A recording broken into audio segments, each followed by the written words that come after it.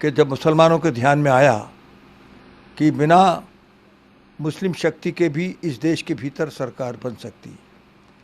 अब तक जितनी सरकारें बनी उनको ऐसा लगता था कि हमारे कारण ही सरकार बनी है, और इसलिए उनको बहुत सी रियायतें, ये जो भी सेकुलर पार्टीज थी वो एक से एक बढ़ करके उनको रियायतें देने के लिए लगी रहती थी।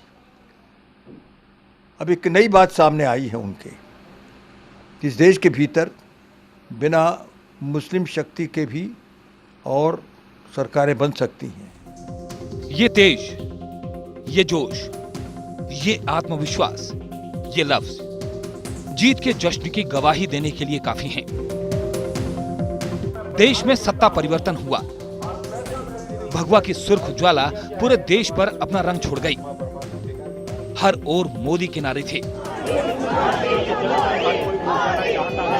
एक ओर बीजेपी का दफ्तर जीतमय हो रहा था, तो दूसरी ओर नासिक में आरएसएस के दफ्तर में बरसों का इंतजार अपना दम तोड़ रहा था।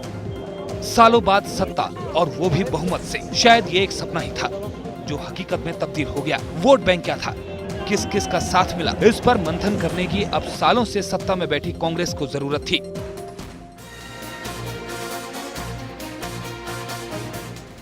दावा यही ठोका गया कि जातिवाद, क्षेत्रवाद और धर्मवाद से आगे बढ़कर देश के हर हिस्से में सैफरन पार्टी को आम आदमी का सपोर्ट मिला। बाजार में चर्चा ये भी गर्म रही कि अब ये पार्टी हाईलाइन को छोड़ सिर्फ विकास पर केंद्रित रहेगी, और यहीं से उम्मीदों के पुल बंधे और अच्छे दिन आने की कामना के लिए हर चेहरा मोदीमय हो गया। पर अफसोस, मोदी राज के तकरीबन 2 महीने बाद उम्मीदों का पिटारा कमजोर पड़ने लगा, और जिस धर्मवाद, क्षेत्रवाद और जातिवाद को किनारा करने वाले बड़े बड़े दावे थे, वो तब और कमजोर पड़ने लगे जब ये पार्टी के वरिष्ठों में वरिष्ठ के मुंह से लफ्ज बाहर आए। सवाल यहाँ यही उठता है, क्या आखिर आरएसएस वीएचपी का क्या ये जीत का नया मंत्र है, या फिर ये सीधे सीधे एक चेतावनी है?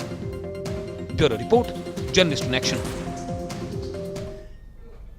जी हां, राज चक्र में आज का बड़ा सवाल यही है कि आखिर सिंघल की इस बयान को क्या समझा जाए।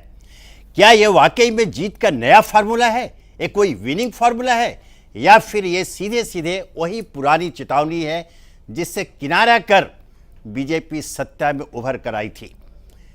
सवाल यह भी है कि क्या फिर से पार्टी के विकास के दावों पर हिंदुत्व का आधार भारी पड़ता जा रहा है? आज राज चक्र में हम इसी बड़े मुद्दे पर बहस करेंगे।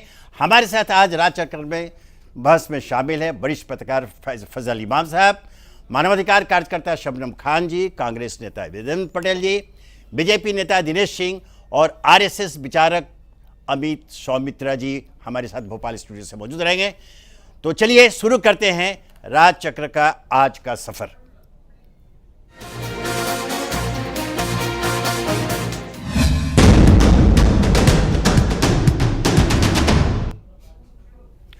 बहस शुरू करने से पहले आइए आपको दिखाते हैं कि आखिर आज राज चक्र में यह मुद्दा उठा तो क्यों। विश्व हिंदू परिषद के अध्यक्ष और आरएसएस के सबसे पुराने सदस्य माने जाने वाले अशोक सिंघल ने असल में कहा क्या है? यही बात है कि जब मुसलमानों के ध्यान में आया कि बिना मुस्लिम शक्ति के भी इस देश के भीतर सरकार बन सकती। जीत का नया फॉर्मूला, या फिर चेतावनी? एक अखबार को दिया इंटरव्यू जब लेख की शक्ल में देश के सामने आया, तो कुछ ऐसे ही सवाल मुल्क की फिजाओं में आजाद होने लगे। अब ये जीत का जश्न है या फिर पुरानी हसरतों को मुकम्मल करने का हसीन मौका? अशोक साहब न जाने क्या क्या कह गए। बयानों की बौछार कुछ इस तरह हुई कि सवालों की फेहरिस्त बनाई। सबसे पहले अशोक साहब ने कहा, हाल ही में हुए लोकसभा चुनाव ने जग जाहिर कर दिया है कि चुनाव मुसलमानों की सहायता के बिना जीता जा सकता है, और यही वक्त था जब अल्पसंख्यक समुदाय ने हिंदू भावनाओं की इज्जत की।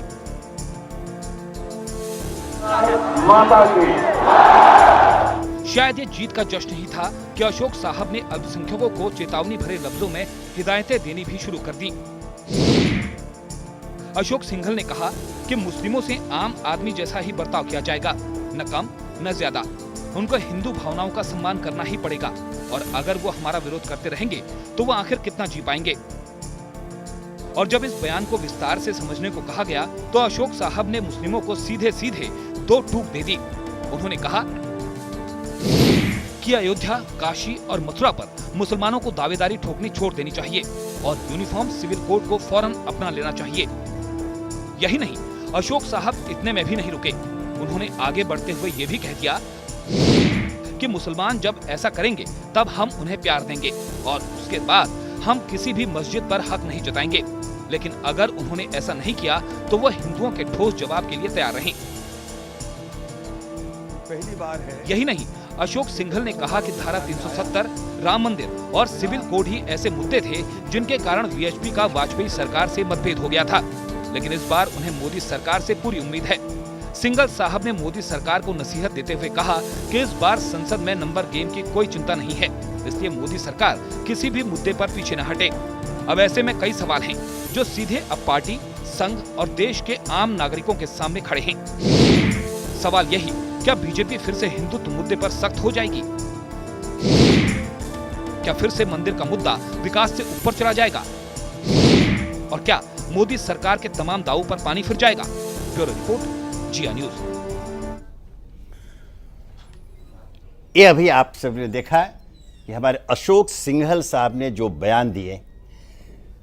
दिनेश जी, मैं सीधे आपके पास अभी आता हूं। आप भारतीय जनता पार्टी के एक नेता हैं, विचारक हैं। आखिर सिंघल के इन बयान का मायने क्या निकाला जाए?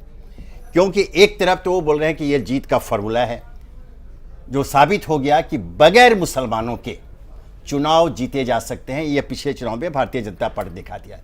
लेकिन इसके साथ साथ यह भी चेतावनी देते हैं कि अब देश का बड़ा अल्पसंख्यक वर्ग, हालांकि ये शब्द मैं भी इस्तेमाल करूं, उन्होंने सीधे सीधे मुसलमान शब्द का व्यवहार किया है कि बड़ा मुसलमान का यह चेत जाए, वो सामान्य नागरिक की तरह रहे और हिंदू भावनाओं का आदर करे, नहीं तो यह सोचना पड़ेगा कि आखिर वो कब तक सरवाइव करेंगे, कब तक जीत रहेंगे। यह बड़ा अजीब लगता है। अब पूरे देश में हमारे जो नए प्रधानमंत्री नरेंद्र मोदी जी, उन्होंने सबको साथ लेकर एक भारत श्रेष्ठ भारत की बात कही है। सबको साथ लेकर चलना है। और हम जो राजनीतिक विश्लेषक, पत्रकार हैं, सामाजिक कार्यकर्ता हैं, शबनम जी समर्थन करेंगे। यह भी बताने को तैयार है दावे के साथ कि पिछले चुनाव में अल्पसंख्यक वर्ग का भी समर्थन आपकी पार्टी को मिला। यह मानिए, ऐसे में जो एक इतने बड़े विचारक विश्व हिंदू परिषद के और आपके पार्टी के आरएसएस के, उनकी इस चेतावनी का आखिर हम किस रूप में लेंगे? क्या किसी गुप्त एजेंडे को सामने लाया जा रहा है ताकि देश में एक बार फिर एक नया बवाल खड़ा हो जाए? विनोद जी, इस चुनाव को, इस बार की जो जीत है 2014 की मोदी जी के, उसको अलग अलग लोग अलग अलग ढंग से उसको व्याख्यायित कर रहे हैं। ये माननीय सिंघल जी का अपना नजरिया होगा। हर व्यक्ति का अपना अलग अलग एंगल होता है, अलग अलग नजरिया होता है। अलग अलग पत्रकार अलग अलग नजरिया से चीज़ों को प्रस्तुत करते हैं। इस जीत को भी लोग अलग अलग नजरिए से प्रस्तुत कर रहे हैं। ये उन कर सकते हैं क्योंकि आज़ादी है अपने देश में, तो आप समझते हैं हिंदुस्तान में वो इसको इस नजरिया से देख रहे हैं। लेकिन अगर भारतीय जनता पार्टी की दृष्टि आप मुझसे पूछना चाहते हैं तो भारतीय जनता पार्टी मानती है कि हमको समाज के सभी वर्गों का वोट, आज जो इतनी बड़ी जीत हमको हासिल हुई है, इसके पहले अगर विनोद जी आप देखें तो आप ही लोग कहते थे कि आने वाले कुछ सालों में, लगभग 10-15 वर्षों में, 20 वर्षों में किसी एक पार्टी की बहुमत की सरकार नहीं होगी, ऐसी कल्पना की जाती थी, ऐसा विचार किया जाता था। लेकिन ये विचार जो है धाराशायी हुआ और एक दल की बहुमत की सरकार बनी। तो मुझे लगता है कि इसमें हिंदू, मुस्लिम, सिख, ईसाई, आप इस तरह से क्लासिफिकेशन मत कीजिए। मैं तो कह रहा हूं कि समाज के सभी वर्गों का समर्थन मिला है जो इतनी बड़ी जीत हमको। दिनेश जी, आपने जो कहा कि हम इसको क्लासिफिकेशन नहीं कर, हम नहीं कर रहे हैं। ये आपके विश्व हिंदू परिषद के सबसे बड़े नेता, और ये किसी से छुपा हुआ नहीं है कि आरएसएस के सबसे पुराने बड़े प्रचारक हैं और इस बार के चुनाव में उनकी एक निर्णायक भूमिका रही है। वो खुलेआम कर रहे हैं। एक देश के बड़े अंग्रेजी अखबार को दिए गए साक्षात्कार में उन्होंने कहा है, चेतावनी दी है, इसलिए उन्हें आप अपनी पार्टी से अलग विचारधारा मान करके आप अपना पल्ला नहीं झाड़ सकते। नहीं, हम झाड़ भी नहीं रहे हैं। दूसरी दो चीजें हैं इसमें। अगर आप हिंदुत्व की बात कर रहे हैं तो मैं तो उस हिंदुत्व को समझता हूं जिसको सुप्रीम कोर्ट ने परिभाषित किया है। सुप्रीम कोर्ट ने कहा है कि जीवन पद्धति है, ये राष्ट्रीयता है। तो इस देश में रहने वाले लोग, इस राष्ट्र में रहने वाले लोग, मैं समझता हूं उसी परिप्रेक्ष्य में। और दूसरी एक चीज विनोद जी, आप जो सवाल खड़ा कर रहे हैं, सवाल जायज है आपका, लेकिन अगर आप ध्यान दीजिए तो जिस तरह की राजनीतिक परिदृश्य चल रही है, अभी कांग्रेस के पार्टी ए.के. एंटोनी की एक रिपोर्ट आई जिसमें उन्होंने कहा कांग्रेस की हार इस वजह से हुई कि हमने एक वर्ग को विशेष तवज्जो दी। अगर इस हिंदुस्तान में या इस भारत देश में अगर हम किसी एक धर्म, एक संप्रदाय या एक जात पर भी अगर हम खास तवज्जो देने लगे तो मुझे लगता है कि कहीं ना कहीं दूसरे धर्म, दूसरे जात और दूसरे संप्रदाय और दूसरे मजहब से प्रतिक्रिया आनी स्वाभाविक है।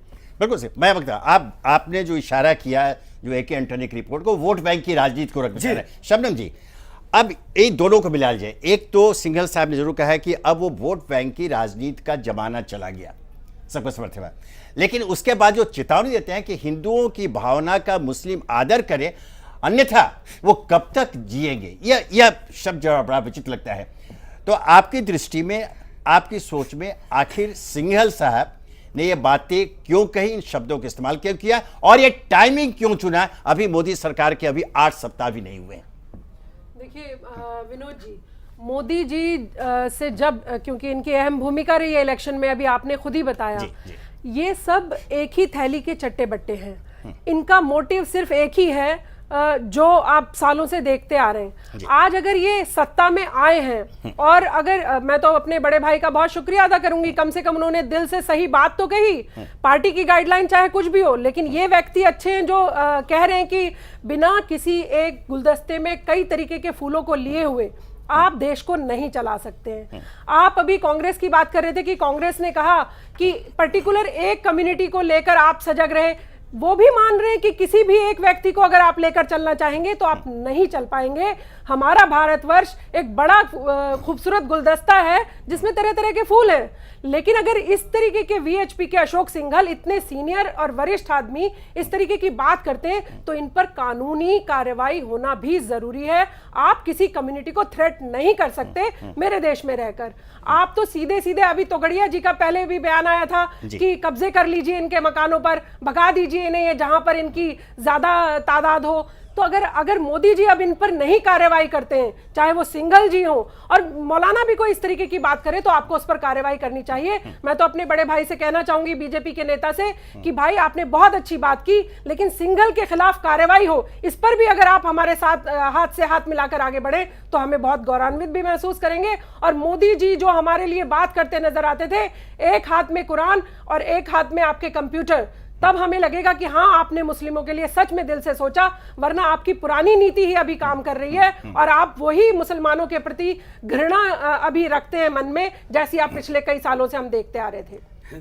विनोद जी, इसके पहले भी भारतीय जनता पार्टी की एक बार सरकार रही है, कोई मुस्लिम तुष्टीकरण की बात की गई? या जहां भी भारतीय जनता पार्टी की सरकार जिन स्टेटों में है वहां पर कभी इस तरह की बात हो? नहीं, दूसरी चीज हम यही कह रहे हैं, अभी आप अपनी चर्चा में विनोद जी जब आपने शुरू किया तो आपने कहा कि नरेंद्र मोदी जी ने पहले कहा कि सबका साथ सबका विकास। आप कैसे इस राष्ट्र में, जिसकी बात आप कह रहे हैं कि आप एक ट्रैक्टर में, एक गाड़ी में एक छोटा पहिया लगा दीजिए, एक बड़ा पहिया लगा दीजिए, तो कैसे, किस गति से आप ले जाएंगे? हम कह रहे हैं उनका भाव नहीं होगा, जो इस तरीके की बातें कहने का भाव क्या था उसको व्याख्यात कर सकते हैं। लेकिन मैं समझता हूँ विश्व हिंदू परिषद हिंदुओं के हित के लिए काम करती है, वो किस परिप्रेक्ष्य में उन्होंने कहा उसका स्पष्टीकरण तो खुद दे सकते हैं। लेकिन मैं ये कहना चाहता हूं, मैंने पहले भी कहा, लेकिन जब इस तरह की बातें बार बार की जाएंगी कि हिंदुस्तान में क्या, आज एक सवाल अगर खड़ा होता है कि क्या अगर हमने हिंदू के यहाँ जन्म ले लिया तो कोई गुनाह कर दिया?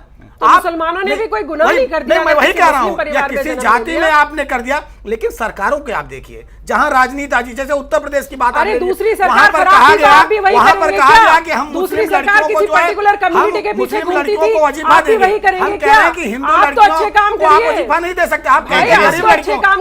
हम अच्छे काम तो कर रहे हैं, जहां भारतीय जनता पार्टी की सरकार है वहां पे हम अच्छा काम कर रहे हैं, हम सबको साथ ले जा रहे हैं। पुरानी चीजें सरकार वहां कहीं कोई दिक्कत नहीं है। शबनम जी, दिनेश जी, ये आपके दोनों के तर्क अपनी अपनी जगह सही हैं। जैसे आपने कहा कि इसके पहले भी जनता पार्टी, भारतीय जनता पार्टी सरकार रही है, वो सरकार पूर्ण बहुमत के साथ नहीं थी, दोनों में बहुत फर्क है। आपको ध्यान होगा, पटेल जी, मैं आपके पास ध्यान देंगे, जब अटल बिहारी वाजपेयी प्रधानमंत्री थे और उस समय जब हिंदू संगठन, जिसमें आपका विश्व हिंदू परिषद भी है, जब वो एजेंडे की बात की जाती थी तो उनका जवाब होता था कि ये एनडीए के एजेंडे पर सरकार चल रही है, भारतीय जनता पार्टी के एजेंडे पर नहीं चल रही है।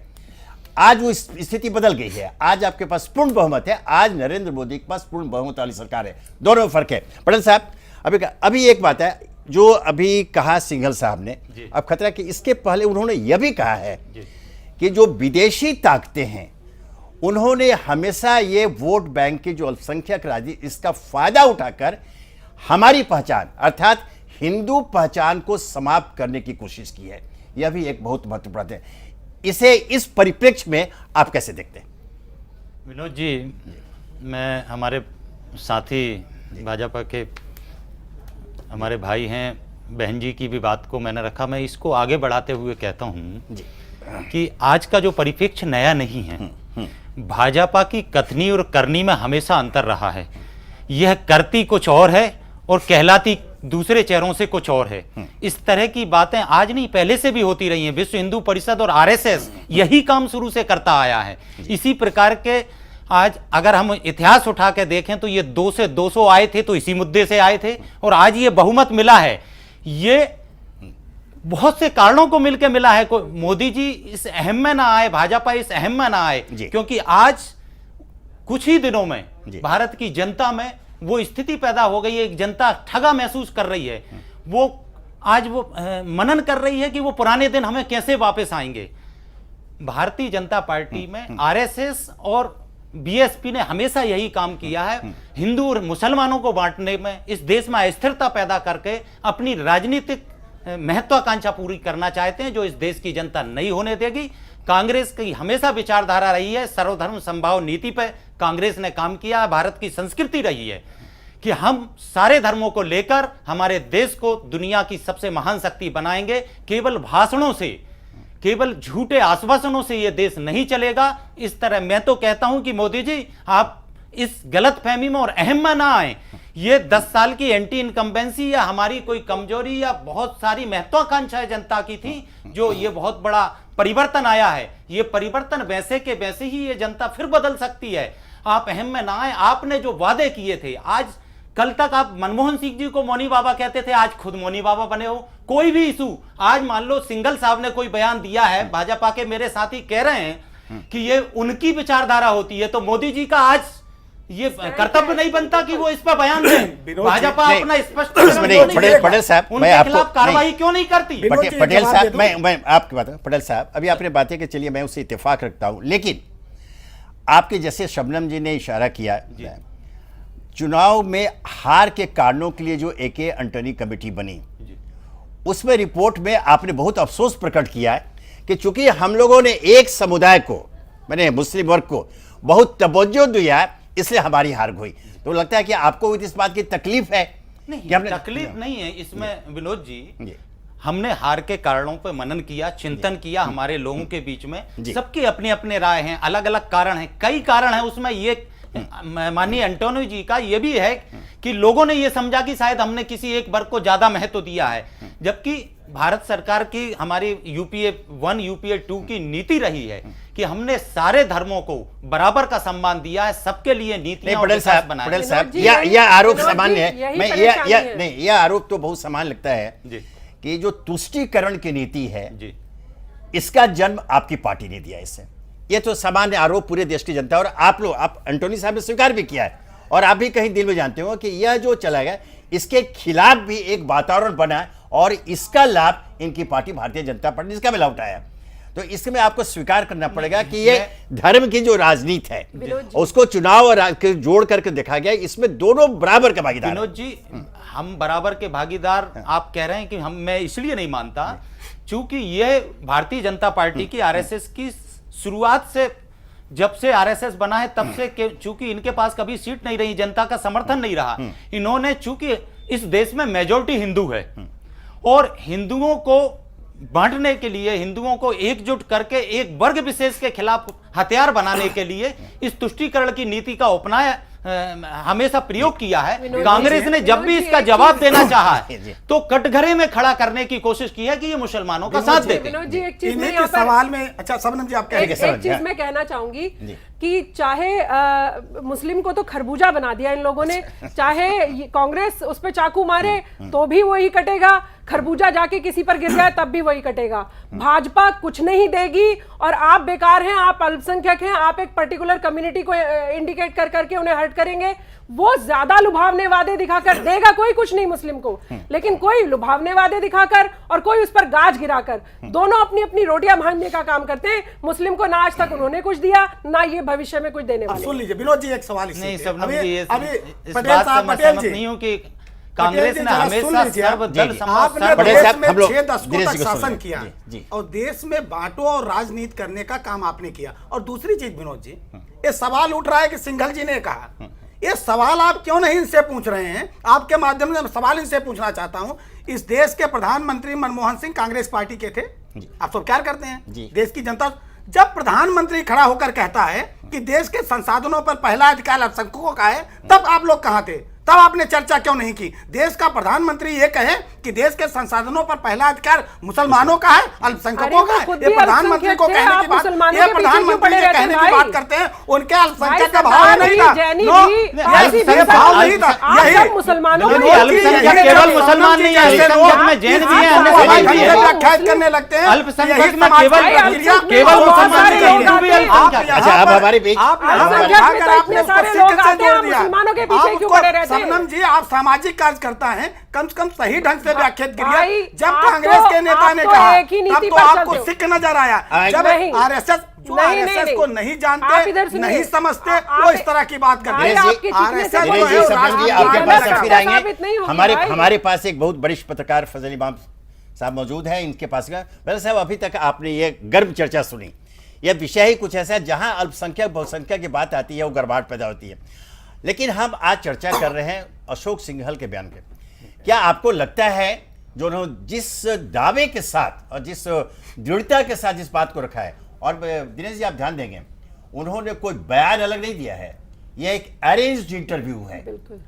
एक देश के सबसे बड़े अखबार को उन्होंने साक्षात्कार में कहा है, और इसमें जब उन्होंने कहा कि अब हम उस दिन को भूल जाएंगे जब सेकुलर पार्टियां, उनका इशारा कांग्रेस की हो, जब सेकुलर पार्टियां इस तरह के तुष्टीकरण की नीति पर चलती थी, अब बनेगा, अब समय है। तो फजल साहब, क्या आपको लगता है कि भारतीय जनता पार्टी जो आज सत्ता में है, जिसके नेतृत्व में केंद्र सरकार चल रही है, क्या अब वह विश्व हिंदू परिषद की इस ताजा घोषित नीति के मार्ग पर चलने को तैयार है?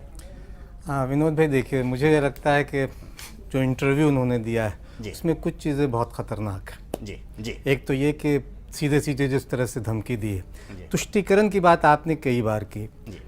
मुसलमानों की जब भी बात आती है तो एक तुष्टीकरण शब्द का इस्तेमाल किया जाता है। जी, जी। मुझे कोई बताए, विनोद जी भी बताए, क्या इस देश में हिंदुओं के साथ तुष्टीकरण नहीं होता है?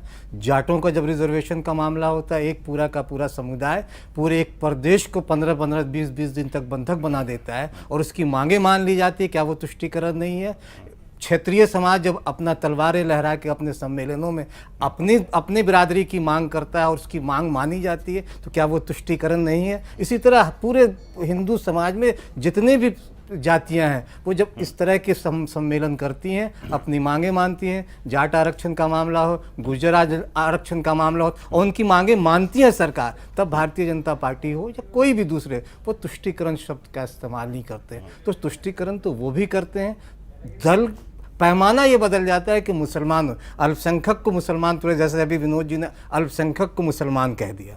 अल्पसंख्यक बहुत विरा, और इस अल्पसंख्यक शब्द का विनोद भाई सबसे बड़ी इस देश में अगर आज़ादी के पास मुसलमानों को दो शब्दों ने बहुत नुकसान किया है, एक अल्पसंख्यक और एक वो धर्मनिरपेक्षता। इन दो शब्दों ने बहुत नुकसान किया। आपने बहुत अच्छी बात कही थी शुरू में कि दूसरा बड़ा अल्पसंख्यक, हम इस देश के दूसरे बड़े बहुसंख्यक हैं, हम अल्पसंख्यक क्यों कहलाए? लेकिन चूँकि राजनीति जो होती है ना, वो इस पे। दूसरी बात यह है कि अब ये सिंघल साहब के बयान पे मुझे लगता है कि सिंघल साहब को पहले गुजरात में मोदी जी से निपट लेना चाहिए था। जिस तरह से विश्व हिंदू परिषद का हाल उन्होंने नरेंद्र मोदी ने वहाँ कर रखा था। इससे उन्हें समझ लेना चाहिए कि नरेंद्र मोदी की आइडियोलॉजी, ठीक है कि वो बहुत कट्टर हिंदूवादी हो सकते हैं, हिंदुत्व का चेहरा हो सकते हैं, लेकिन उसी गुजरात में जब वो मुख्यमंत्री थे तो उन्होंने विश्व हिंदू परिषद की सारी चीज़ों को वजह से आपने गुजरात की चर्चा की, आपके पास हम फिर आएंगे। अभी हमारे साथ राष्ट्रीय स्वयंसेवक संघ के विचारक अनिल सौमित्रा जी भोपाल से चुके हैं, उनके पास हम चलते हैं, क्योंकि बहुत अहम मुद्दा आपने उठाया है, उनसे सीधे उनसे पूछते हैं कि उनकी राय क्या है। सौमित्र साहब,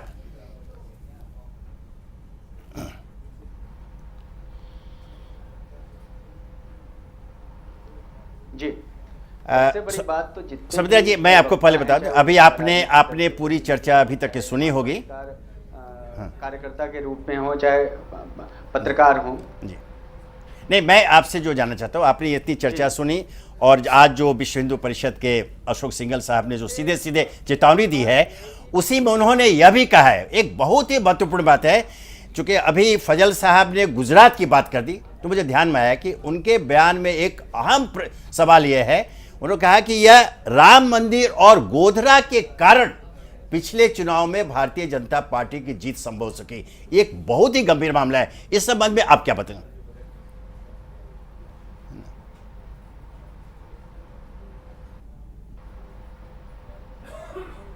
नहीं, गंभीर मामला कुछ नहीं है। और मैं एक बात आपसे भी निवेदन करूंगा कि अशोक सिंघल जी ने कोई चेतावनी नहीं दी है, उन्होंने एक बात कही है जिसके ऊपर नहीं, उन्होंने सीधे सौमित्र साहब उन्होंने सौमित्र साहब, मैं आपको याद दिला दूं, नहीं मैं आपको दिला दूं, सिंघल साहब ने बहुत स्पष्ट शब्दों में कहा है कि मुसलमानों को नहीं दी है। मैं बता रहा हूं, आप इसको जिस शब्द में ये है चेतावनी है कि नहीं, आप बताइए। उन्होंने सुझाव दिया है, नहीं चेतावनी नहीं दी है। सौमित्र साहब, मैं उनकी बातों को दोहराता हूं। बड़े भाई, ये सुझाव होता है क्या? चेतावनी नहीं दी है। सौमित्र साहब, उनकी बात को सुन लीजिए। उनके शब्द ये हैं कि मुसलमानों को हिंदुओं की भावनाओं का सम्मान करना चाहिए, अगर वे ऐसा नहीं करेंगे तो आखिर वो कब तक सरवाइव करेंगे। इसका क्या अर्थ निकालिए, इसका क्या चेतावनी नहीं है? सही है, सही है जी। हाँ, तो बताइए, जो मैंने कहा वो जो चुनाव के कारण, बिल्कुल चलिए, आपने इसको मान लिया। समाज शास्त्रीय दृष्टि से विचार करेंगे जी, एक सभ्यतागत आप इसको दृश्य विचार करेंगे, सभ्यतागत विमर्श के तौर पर विचार करेंगे तो दो संस्कृतियों के लोग, दो विचारधारा के लोग तभी एग्जिस्ट करेंगे जब वो विचारधाराओं का सम्मान करेंगे। एक समुदाय अगर दूसरे समुदाय का सम्मान करेगा तभी एग्जिस्ट करेगा, एक दूसरे के हितों का, एक दूसरे के विचारों का, एक दूसरे के जीवन पद्धति का सम्मान करेंगे तभी हम बड़े भाई, आपका अपमान किया किसने, ये तो बताइए। जी, नहीं, आपको लगता है कि आपको लगता है, कृपया करके बात सुनिए। जी बोलिए। हाँ, आपका अपमान कर कौन रहा है? सबसे अपमान ही हो रहा है। नहीं, इस दुनिया में एक देश बताइए जहां पर मुसलमान बहुसंख्यक है और वहां हमें कोई मतलब सर्वधर्म समभाव की बात होती हो। आप हमारे देश की बात करिए। हाँ, समझिए। शबनम बहन जाकर इराक में, पाकिस्तान में, बांग्लादेश में, ईरान में, किसी देश में जाकर हम भारतीय नागरिक हैं, सर्वधर्म समभाव की बात करें, नहीं होती ना। वो भारत में ही संभव है और भारत में इसलिए संभव है, कोई और व्यक्ति अगर इस तरीके की थ्रेट दे देता तो अभी तक आप उसे जेल भेज देते। शबनम जी, फजल साहब, समय हो रहा है छोटे से अंतराल का। अभी हम एक छोटा सा अंतराल लेते हैं और यह जो बिंदु इस पूरे बहस में जो उभर कर सामने आई, इस पर हम अंतराल के बाद फिर चर्चा करेंगे। तो एक छोटे से अंतराल के लिए हम चलते हैं, बल्कि बने रहिए हमारे साथ, हम तुरंत लौटेंगे आप इस बहस के।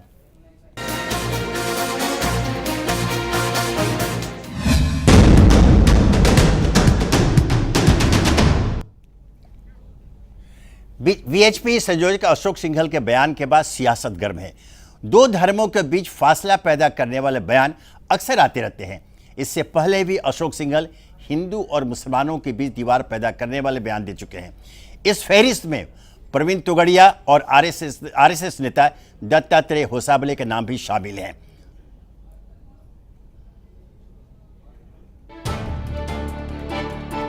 हिंदुस्तान को आजाद हुए 6 दशक से ज्यादा हो चुके हैं, लेकिन हिंदू मुसलमानों के बीच दरार पैदा करने वाले बयानों की फेहरिस्त हर दिन बड़ी होती जा रही है। अशोक सिंघल के ताजा बयान में जहां मुसलमानों के लिए छिपी हुई चेतावनी है, वहीं इससे पहले भी अशोक सिंघल विवादित बयान दे चुके हैं। कुछ दिन पहले अशोक सिंघल ने हिंदू परिवारों को ज्यादा बच्चे पैदा करने की सलाह दी थी। हिंदू परिवारों को हम दो हमारे दो की अवधारणा से बाहर निकलकर कम से कम 5 बच्चे पैदा करने चाहिए। जिस तरह से देश के अंदर धर्मांतरण चल रहा है, वैसे तो आने वाले समय में हिंदू समुदाय अल्पसंख्यक हो जाएगा। वीएचपी नेता अशोक सिंघल की परेशानी से कदमताल करते आरएसएस महासचिव दत्तात्रेय होसाबले भी नजर आए। दत्तात्रेय ने भी हिंदुओं की घटती संख्या पर अफसोस जताते हुए विवादित बयान दिया था। देश के खास हिस्सों में अल्पसंख्यकों के मुकाबले हिंदू परिवारों में जन्म दर लगातार घट रही है। इस वजह से जनसांख्यिकी संतुलन बुरी तरह से प्रभावित हुआ है। उन्होंने कहा कि परिवार नियोजन किसी एक ही समुदाय में लागू नहीं होना चाहिए। लोकसभा चुनाव से ठीक पहले वीएचपी अध्यक्ष प्रवीण तोगड़िया पर भी गुजरात में समुदाय विशेष को भड़काने का आरोप लगा था। प्रवीण तोगड़िया ने विवादित बयान देते हुए कहा था कि हिंदू बहुल इलाके में मुसलमानों को नहीं रहना चाहिए। साथ ही एक अल्पसंख्यक को 48 घंटे में घर खाली करने की धमकी का भी आरोप लगा था। उस दौरान एक वीडियो जारी हुआ था जिसमें प्रवीण तोगड़िया को ये कहते हुए देखा गया, पूरे भारत में मुस्लिम ऐसा कर रहे हैं। उनकी रणनीति है, पहले अच्छी कीमत पर एक मकान खरीदो और फिर औने पौने दाम में हिंदुओं की संपत्ति खरीद लो। उन्हें रोकने के 2 तरीके हैं। सरकार डिस्टर्ब एरिया एक्ट लागू करे, इसके लिए आप सरकार पर दबाव बनाएं, जैसा कि हमने अहमदाबाद जैसे शहरों में किया, या फिर हिंदुओं को बचाने के लिए किसी पर भी दबाव बनाएं। मैं ऐसा कर चुका हूं। मैंने बजरंग दल का पोस्टर लगाकर लंबे समय तक मकान पर कब्जा रखा। अंत में उन्हें मकान छोड़ना पड़ा और पैसे भी गंवाए। हिंदुस्तान में सभी धर्म के लोग एक साथ रहते हैं, लेकिन कई बार सियासतदानों का गैर जिम्मेदाराना रवैया धर्मों के बीच दीवार बनने का काम करता है। लेकिन सवाल ये उठता है कि ऐसी बयानबाजियों से सियासतदान आखिर साबित क्या करना चाहते हैं। Bureau report, journalist in action. Break के बाद अफसरों का एक बार फिर से स्वागत है। तो आप सभी ने देखा, जो प्रतिक्रियाएं आपने देखी, उससे तो यह बात स्पष्ट सामने आती है कि कहीं ना कहीं आपसे जुड़े हुए, भारतीय जनता पार्टी से जुड़े हुए जो हिंदू संगठन है, वो सीधे सीधे एक हिंदू और मुसलमानों के बीच एक बड़ी दरार पैदा करने की कोशिश कर रहे हैं। अभी इस ब्रेक के पहले हम लोग चर्चा कर रहे थे, फजल साहब ने कहा विदेश की बात आई। उन्होंने कहा कि साहब विदेश की धरती पर चलिए, उन्होंने सौमित्र साहब ने बताया कि कहीं चले जाइए विदेशों में हिंदुओं के साथ जहाँ क्या होता है, तो हम उसकी चर्चा करें। लेकिन अब सवाल इसके साथ ये जरूर जाता है कि अशोक सिंघल के बयान का सरहद पार क्या असर पड़ेगा। ये एक बहुत महत्वपूर्ण है। फजल साहब, मैं आपसे जानना चाहूँगा, चूँकि ये सौमित्र साहब ने इस बात को उठाया है ना, लेकिन ये बयान कहीं ना कहीं इसका असर तुरंत हमारे पड़ोसी देशों में या सरहद पार पड़ने वाला है। तो आप क्या सोचते हैं, आपके क्या अंदाज है कि इसका क्या असर पड़ने वाला है? नहीं, देखिए, जो बाहरी शक्तियां जो इस मौके का इंतजार करते रहती हैं विनोद भाई, वो ज़रूर इस मुद्दे को उठाएंगे। क्योंकि बार बार आप देखिए, चाहे मुशर्रफ हो साहब हों या दूसरे हों, जब भी कुछ बात पाकिस्तान की करते थे तो भारतीय मुसलमानों की चिंता ज़्यादा करते थे, जबकि उन्हें नहीं करना चाहिए। क्योंकि हम पाकिस्तान हो या दूसरे देश पड़ोसी मुल्क का जिक्र आपने शायद पाकिस्तान के कंटेक्स्ट में ही किया होगा, तो पाकिस्तान में मुसलमानों की जो स्थिति है वो वहाँ से बहुत बेहतर स्थिति इस देश के मुसलमानों की। और सही बात तो ये है कि इस देश का बहुसंख्यक वर्ग जो है वो सांप्रदायिक नहीं है। कुछ लोग हैं जो सिंघल साहब जैसे लोग हैं जो उलझुल बयान इस तरह का देते हैं। दिक्कत यह है कि सरकारों एक्ट नहीं करती है। चाहे वो प्रवीण तोगड़िया के खिलाफ वो पता नहीं केस हुआ या नहीं हुआ, जब उन्होंने गुजरात में बयान दिया था। अब सिंघल साहब ने इस तरह की बात कही है, उसका अपने तरीके से अर्थ निकाला जा रहा है। लेकिन जो वो बयान है, जिस तरह से उन्होंने कहा है कि आप सर्वाइव नहीं करेंगे, सर्वाइव तो दोनों तरफ से, हम अगर सर्वाइव नहीं करेंगे इस देश में 20-25 करोड़ मुसलमानों को आप नुकसान नहीं पहुंचा सकते। क्योंकि इस देश में वो लोग हैं जो अगर मंदिर मस्जिद की वो बाबरी मस्जिद ढाई जाती है तो इस देश में वो लोग पहले आवाज़ उठाते हैं जो बहुसंख्यक कहलाते हैं। तो इस देश का जो कल्चर है वो जीन में है हमारे, है जो सांप्रदायिक नहीं है, वो हमारे अंदर नसों में है। सारी चीज़ें हमारे अंदर लहू बन के दौड़ रहा है। कुछ लोग ज़रूर है जो मज़हब के नाम पर, चाहे वो हिंदू हो या मुसलमान हो, वो अपनी चूँकि उनकी राजनीति होती है, उनकी सियासत होती है। लेकिन जो बात आपने उठाई है तो उनको लेंगे। लेकिन जो बात आपने उठाई विनोद भाई, वो बहुत महत्वपूर्ण है कि इसका असर, चूंकि वो जो हाफिज सईद जैसे लोग हैं जो पाकिस्तान में बैठे हुए, जो हिंदुस्तान की में इस तरह के हथकंडे अपनाकर हिंदुस्तान की शांति को भंग करना चाहते हैं, वो इस मसले को ले सकते हैं कि देखिए हिंदुस्तान के मुसलमानों को वहाँ के जो एक संगठन है जिससे का ताल्लुक भारतीय जनता पार्टी से भी है, वो इस तरह से मुसलमानों को चिता रहा, भारतीय मुसलमान खतरे में, इसलिए उठो चलो कुछ करो। तो ये हो सकता है, बहुत बहुत अच्छा सवाल आपने उठाया कि हो सकता है कि इसको अपने तरीके से वहाँ वो जो लोग बैठे हुए जो बार बार हिंदुस्तान में घुसपैठ करना चाहते हैं, वो इस मुद्दे इस बयान पे कुछ भी यहाँ करवा सकते हैं, कम से कम अपने देश में के लोगों को भड़का सकते हैं, यहाँ के जो सरफिरे कुछ लोग हैं उसको भड़का सकते हैं। ये आशंका है। नहीं फजल साहब, अब हम फिर सीधे चलते हैं अनिल सौमित्र साहब के पास भोपाल। सौमित्र जी, आपने जो बातें उठाई थी, कुछ चुनौती दी थी, एक बात और सिंघल साहब के बयान से सामने आई है कि वो एनडीए की पहली सरकार, अटल बिहारी वाजपेयी की सरकार से कुछ नाराज दिख रहे हैं और अब नरेंद्र मोदी की सरकार से वो अपेक्षा कर रहे हैं कि कॉमन सिविल कोड, धारा 370 और राम मंदिर निर्माण के मुद्दे पर ये सरकार एक निर्णायक कदम लेगी, निर्णायक फैसला लेगी। क्या आप इसे इत्तेफाक रखते हैं?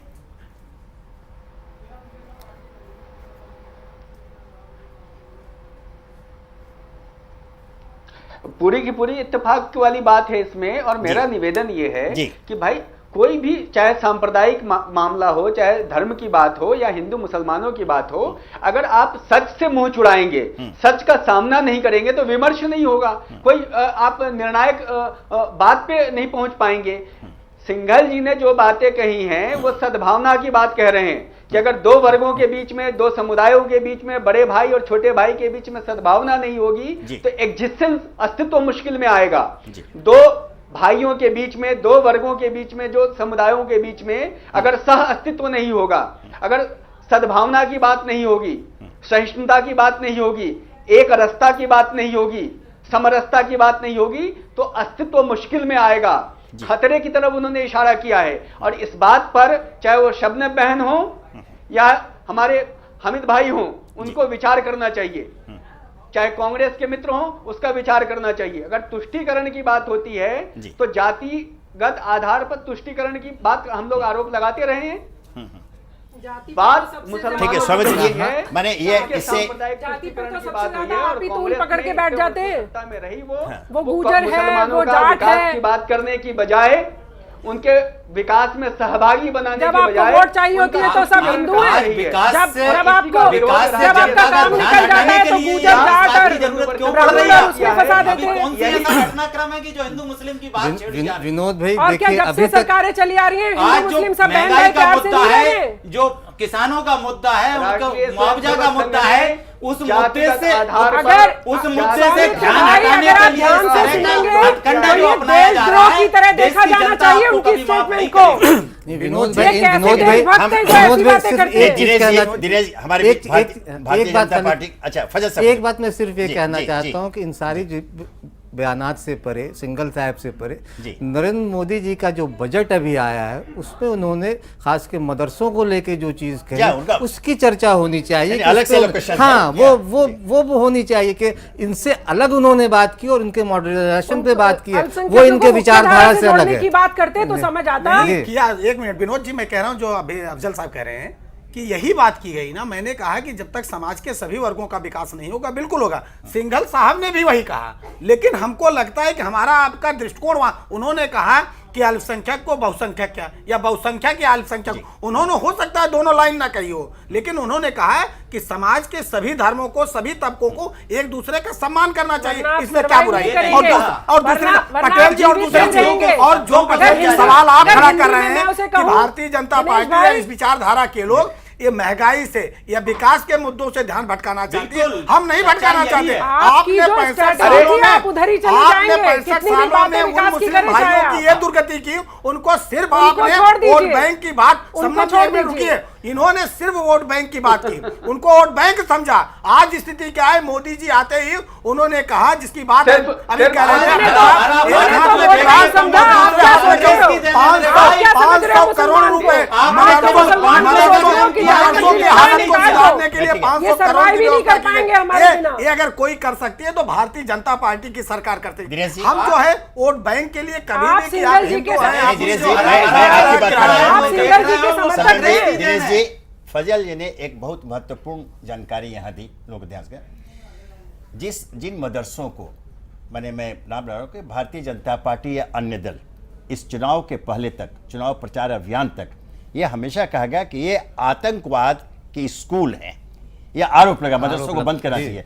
लेकिन इस बजट में उनके विकास के लिए 100 करोड़ रुपए का आवंटन है। तो यह नरेंद्र मोदी सरकार की एक जो अच्छी नीयत, जो आपने जो सद्भावना संभाव की बात की, उसका यह परिचायक रेखांकित करता है यह बन। लेकिन इसके साथ ही अब उनका हम लोग चूंकि सिंघल साहब की चर्चा कर रहे हैं, उन्होंने आपने उनका बचाव करने को से, लेकिन उनका यह कहना भी बहुत अजीब है कि चुनाव में जीत का एक मुख्य कारण राम मंदिर और गोधरा रहा है। गोधरा की पीड़ा, गोधरा का दर्द आज पूरा देश झेल रहा है, सबको मालूम है।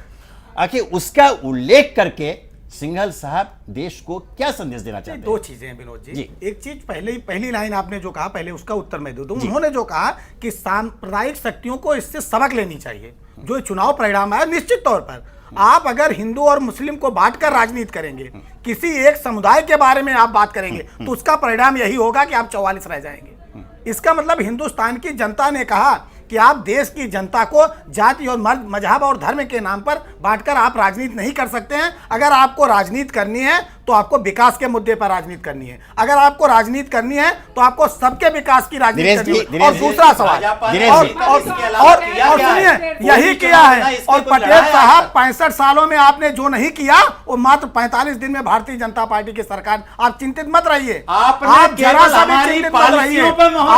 आपकी जो हम तो आज भी कह रहे हैं, हम तो आज भी कह रहे हैं कि आपकी जो पॉलिसियां अच्छी हैं, देखा है क्या महंगाई कम कर दी, पटेल जी आप दाऊद को उठा के ले आए। निश्चित तौर पर सब होगा। आप धैर्य रखिए, आप धैर्य रखिए। पहला ब्लैक मनी के लिए आप चिंतित मत रहिए। पटेल साहब अब चुनाव खत्म हो गया, पटेल साहब चुनाव खत्म हो गया, आज मुद्दे पे आइए, बात कीजिए। भागिए मत मुद्दा पे, कांग्रेस की पॉलिसी पे मोहर लगाने के लिए बिल्कुल बिल्कुल भागिए मत पटेल साहब। दिनेश जी, आपने जो सवाल उठाया, आप फजल मुद्दे पे आइए। दिनेश जी, आप मुद्दे पे बात दिनेश जी, हम लोग मुद्दे पर ही बात करें। पटेल साहब थोड़ी बात हम लोग मुद्दे पर करें। फजल जी, अगर पटेल साहब की कोई नीति, हमारी पूर्ववर्ती सरकार की कोई नीति अच्छी है, क्या हम आते हैं आपकी नीति को समाप्त कर दें? आपकी अगर कोई नीति नहीं, आपने देश को जो जाति धर्म और मजहब के नाम पर बांटने की कोशिश की है, भारतीय जनता पार्टी उस काम को करने यही आपने जिस राम मंदिर का जिक्र किया, अब हम लोग मुद्दे पर आ जाए। हम कृपया शांत रहिए, हम लोग मुद्दे पर आए। आपने फजल जी को सुन ले, उसके बाद में एक बहुत ही अहम सवाल की ओर मैं भी आऊंगा। आपने जिस राम मंदिर के मुद्दे की बात की कि जिस राम मंदिर और गोधरा, हाँ, राम मंदिर, इस देश में देखिए बहुत देर तक इस तरह की चीजें नहीं चलती है। हम इस देश में देख लें, लालकृष्ण आडवाणी आज कहाँ है राम मंदिर के मुद्दे को जिस मुखरता से उठाया, आज भारतीय जनता पार्टी में उनकी कुछ पूछ नहीं है। कल्याण सिंह आज कहाँ भारतीय जनता पार्टी में? साहब ने जो सवाल खड़ा किया, उमा भारती कहाँ है? तो आज इस तरह आज दिनेश जी किस तरह के और जो राम मंदिर का विषय आप उठा रहे हैं, अगर विनोद जी, राम मंदिर के मामले में तो उच्च न्यायालय ने कहा है कि जहां रामलला विद्यमान है वही राम मंदिर, इसमें कौन? वो करोड़ों लोगों के आस्था का प्रतीक है। आप उस पर कैसे सवाल कर सकते हैं? कोई नहीं। मुझे लगता है कि नरेंद्र मोदी अनावश्यक मुद्दे को तोड़ रहे समाधान हाई कोर्ट ने कर दिया है, क्यों बेवजह हम आप पे पड़ रहे हैं? दिनेश जी, कोर्ट का आदेश भी सबको जानकारी है, उसमें एक पक्षीय नहीं है, दोनों पक्ष की बात कही, वो मुद्दा अलग है। लेकिन जहां तक ये धर्म की बात आती है, सिंघल साहब ने इस पर को भी रेखांकित किया है। उन्होंने साफ कहा है, चुनाव और धर्म कभी बहुत दूर नहीं रहे हैं। धर्म वह चट्टान है जिस पर देश खड़ा है, ये कहा गया। लेकिन अब उससे भी ज्यादा महत्वपूर्ण, क्योंकि आज एक और खबर आई है। शबनम जी, मैं आपसे जानना चाहूंगा, एक खबर और आ जाइए बहुत ही वो खतरनाक ढंग से आई है कि अलकायदा और तालिबान, हमारी खुफिया एजेंसियों को जानकारी मिली है कि अलकायदा और तालिबान ने अंतिम जंग के लिए हिंदुस्तान को चुना है, कश्मीर को चुना, और यहाँ जिहाद के माध्यम से वो एक शब्द कहता है गजवावे हिंद, मतलब अंतिम जंग, इस शब्द का इस्तेमाल किया गया। हमारी खुफिया एजेंसियों को जानकारी मिली है कि अब वो जो यहाँ जो मुस्लिम समुदाय जो कश्मीर में है उनको टारगेट करके वहां लेकर के हिंदुस्तान गए। अब जरा ये सिंघल साहब का बयान और ये जो अभी आया जो तालिबान और अलकायदा का, बट दिनेश जी ये एक बहुत ही खतरनाक जानकारी आज मिली है भारत सरकार को, सुन लीजिए। अब इसका क्या अर्थ है, मतलब इस तरह जो जिहाद की तैयारी हिंदुस्तान में की जा रही है, आखिर हमारा देश हमारा साथ क्या गया। मैं आपकी बात से इत्तेफाक रखता हूं कि सर्वधर्म समभाव के साथ रख करके जब यहाँ सारे संप्रदाय के लोग, सारे जाति के लोग, सारे धर्म के लोग जब तक एकजुट नहीं होंगे, आखिर यह जो अंतिम जंग की जो तैयारी की बात है उसका मुकाबला क्या कैसे।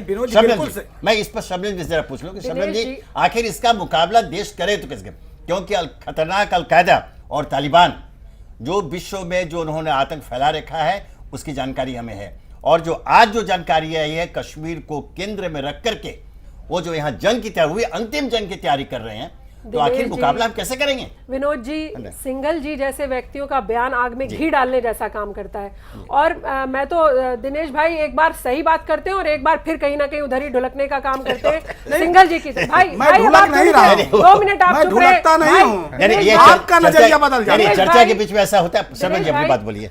मैं आपको क्योंकि मैं आर्मी के परिवार से आती हूँ, मेरे पिता खुद 1962 और 65 की लड़ाई लड़े हैं, तो मैं आपको बताना चाहती हूँ कि मुसलमान का जज्बा अगर ऐसे आतंकवादी उनको तूल देने की कोशिश करेंगे, अपनी बातों को कोई डराने धमकाने की कोशिश करेगा भारत की तरफ, तो सबसे पहले मुसलमान होंगे जो सबसे आगे खड़े होकर अपनी छाती पर गोली खाएंगे। ऐसा मैं आपके माध्यम से भी विनोद जी अपने बड़े भाई दिनेश जी को बताना चाहती हूँ। लेकिन आपके मन में कहीं ना कहीं हमारे लिए जगह कम है, ऐसा सिंघल जी तोगड़िया जी के बयानों से साबित होता रहता है। आप ही हैं जो इस तरीके के आग में घी डालने का काम करते हैं, वो मुसलमानों को, भारत के मुसलमानों को भुनाने की कोशिश करते हैं कि देखिए वहां पर आपके साथ इतना अत्याचार होता है। हम ही हैं सबसे पहले व्यक्ति विनोद जी जिन्होंने इसको कहा था कि जब शाहरुख खान की बात आई थी, हमने कहा था आपको हमारे बीच में पड़ने की जरूरत नहीं, हम यहाँ बहुत सम्मान से, एसएन विनोद जी हमारे पिता की तरह हमारी देखभाल करते हैं, दिनेश भाई हमारे बड़े भाई की तरह हमारी देखभाल करते हैं, तो फिर हमारा झगड़ा कहाँ है। झगड़ा ऐसे लोग व्यक्ति पैदा करते हैं। सिंघल जी ने सिर्फ जरा सी चिंगारी छोड़ी और पूरे देश में देखिए आप धीरे धीरे वो घी पकड़ने का काम करेगी, आग पकड़ने का काम करेगी। लेकिन दिनेश भाई आपसे मुझे कोई तकलीफ नहीं है, आप लेकिन एक बात एक ही पर जमे रहिए, जो आप सत्य बोल रहे हैं कि हाँ हमारा देश और मोदी जी इसी बातों पर आए, इसी बात पर सरकार में रहेंगे कि हमारे देश में जाति धर्म पर कोई बात नहीं होगी, देश के विकास की बात होगी, आतंकवादियों को मुंह तोड़ जवाब दिया जाएगा। लेकिन आप एक बार ऐसी बात करेंगे और एक ऐसे लोगों पर एक्शन नहीं लेंगे भाई, ऐसे लोगों पर आपको एक्शन नहीं लेना होगा। बात ये नहीं है कि आप अगर किसी जाति में विनोद जी आप पैदा हुए हैं, किसी धर्म में आप पैदा हुए, सुन लीजिए ना, तो हम कह रहे हैं वो गुनाह नहीं है। लेकिन हाँ जी कुछ बोल रहे हैं सौमित्र जी, जरा समझ। हाँ बोलिए, हाँ बोलिए सौमित्र जी। जी मैं शबनम बहन की बात से सहमति रखता हूं, लेकिन मेरा ये कहना है कि अगर कोई मरीज मधुमेह का शिकार है तो उसको चीनी नहीं खिलाई जाती, उसको मीठी चीजें नहीं खिलाई जाती हैं, उसके लिए कड़वी दवाई होती है। वो कड़वी दवाई भले वो कड़वी लेना पड़े लेकिन वो देना पड़ती है। सिंघल जी को दीजिए दवा। सिंघल जी ने समस्याओं के निदान के लिए कड़वी दवाई का सुझाव दिया है, इस पर गंभीरता से विचार करना चाहिए और शबनम बहन को भी विचार करना चाहिए, सौमित्र भाई बाकी कांग्रेस के मित्रों को भी विचार करना चाहिए। और ये चिंगारी नहीं है, ये विकास की बात वो कह रहे हैं, सह अस्तित्व की बात कह रहे हैं, सद्भाव की बात कर रहे हैं। कहीं भी आप ऐसी बातें करके झगड़ा पैदा करेंगे। सच्चाई ये है कि 5 स्टेटों में चुनाव आने वाले हैं, जब चुनाव आते हैं तो इस तरह का आपकी भूमिका, कांग्रेस का नजरिया हो सकता है। कांग्रेस ने यही काम किया चुनाव के आने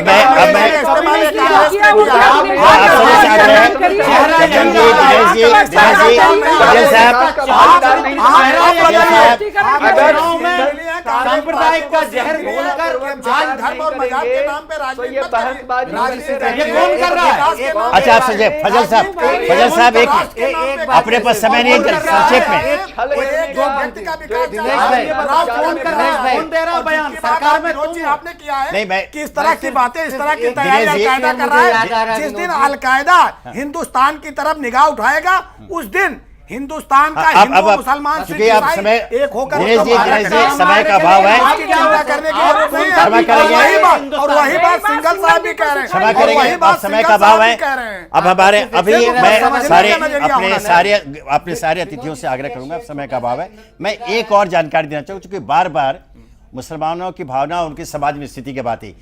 आज ही एक सर्वेक्षण रिपोर्ट प्रकाशित हुई है भारतीय पुलिस की ओर से मुसलमानों को लेकर, जिसमें यह स्वीकार किया गया है कि भारत का मुसलमान स्वयं को बहुत दबाव महसूस करता है, उपेक्षित है और उसको हमेशा दबा कर रखता है।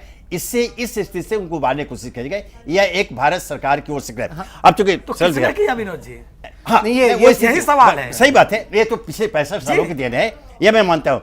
लेकिन अब आज को चूंकि समय समाप्त हुआ है, विनोद भाई सिर्फ एक शेर याद आ रहा है सिर्फ एक शेर कि न तेरा है न मेरा है, ये हिंदुस्तान सबका है, नहीं समझी ये बात तो नुकसान सबका है। बिल्कुल। अब चूंकि इस चर्चा को आज यही समाप्त कर रहे हैं, लेकिन आज की इस चर्चा से इस निष्कर्ष पर हम पहुंचे हैं कि जैसा कि उन्होंने बताया कि हिंदुस्तान एक देश है, यहाँ सभी धर्म समुदाय संप्रदाय के लोग मिलजुल कर रहते हैं, और अगर कोई विदेशी ताकत किन्हीं कारणों से, जो अभी तक सामने बात आई है, हमारी ओर आंख उठा के देखेगा तो उसको जवाब देने के लिए ये सारे कोई हिंदू मुसलमान सभी एक होकर उसका जवाब देंगे। भारत एक है और एक श्रेष्ठ भारत के रूप में ही उभर कर स्थापित होगा। इसलिए आज की चर्चा में आप सबों का धन्यवाद। शब्दन जी आपका धन्यवाद, दिनेश जी आपका धन्यवाद, पटेल साहब, सरमा साहब और सौमित्र साहब विशेष रूप से भोपाल जुड़े, आप सबों का बहुत बहुत धन्यवाद कि आज चर्चा में भाग लिया। आज की चर्चा में समाप्त करते हैं। कल हम फिर मिलेंगे इसी राजचक्र में एक नए विषय पर नए मेहमानों के साथ। तब तक हमें आज्ञा दीजिए। धन्यवाद, नमस्कार।